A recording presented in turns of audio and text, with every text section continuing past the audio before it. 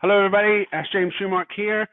I'm the CEO and co-founder of the Startup Race, and we are running a £10,000 startup race this year. So please do look that up.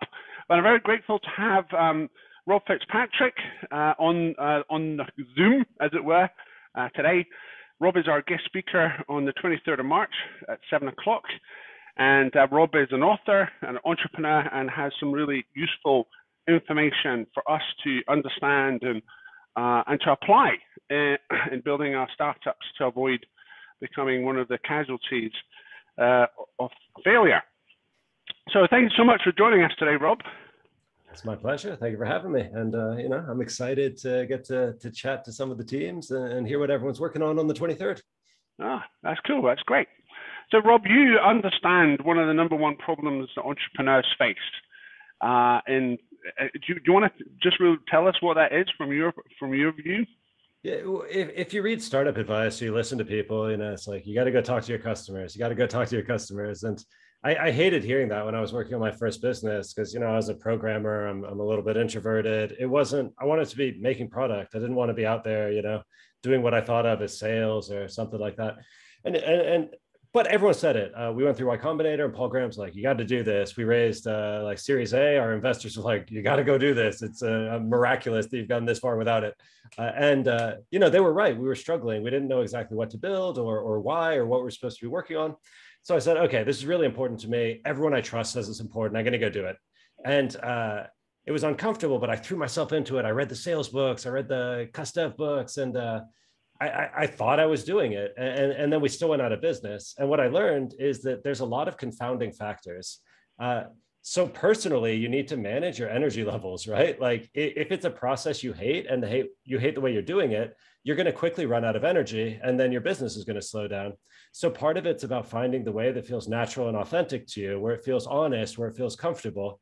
And you can actually do this. You get to control the types of conversations you have and how you set them up and how you frame them. And then another part of it is I was asking the wrong questions in the wrong way. People want to support you, but the flip side of that is that they're going to say nice things. They're going to be supportive. They're going to buy into your vision. And that makes it very hard to get negative and unbiased customer feedback. You go, what do you think about my idea? They go, I love it. Then you spend 6 months building it, then nobody buys it. So the challenge is how do you get to this truth in a time efficient way so that it's increasing your speed of product development rather than slowing it down?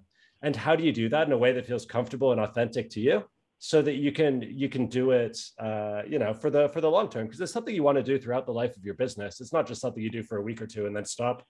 So that's it. It's just these hands-on skills, getting comfortable with them, understanding them, and figuring out the way you want to make it work. So I know you have a book. You published a book called The Mom Test, and this is primarily. I have it here. That's what that's about. I've also got mine. Look, it's not signed yet, though. I have to get to sign that at some point. Maybe we will meet in person somewhere somehow. So obviously you offer a lot of advice in the Mom Test, and this is why people need to come to the event on the 23rd. Why people need to read your book, just so that they can manage their energy levels and to discover the important truths about the problem that they're trying to solve, to avoid building something nobody wants, which of course is the big problem that we're all trying to avoid. We could just be spending 6 months on the beach, as Eric Ries says, if we do things correctly.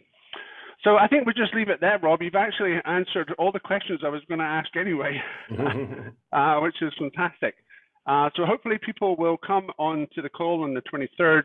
It's at 7 o'clock UK time, to 8:30, and it's going to be great. So thank you so much, Rob. I really do appreciate you coming on the call right now. Well, it's my pleasure. And if anyone wants to learn, a bit ahead of time about me or about the ideas, there's a bunch of stuff at robfitz.com, or you can find the book. I'm all over the place. So, if you want to, like, who is this guy? These ideas sound crazy, make sure. But yeah, it'll be fun to talk through it.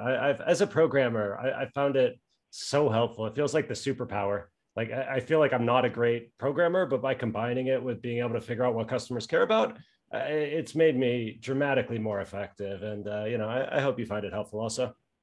Cool. So that was robfitzpatrick.com. Robfitz.com. Oh, Rob Fitz. Okay, cool. Well, that's great. All right. Thank you so much. It's my absolute pleasure. See you all at the event. Cool.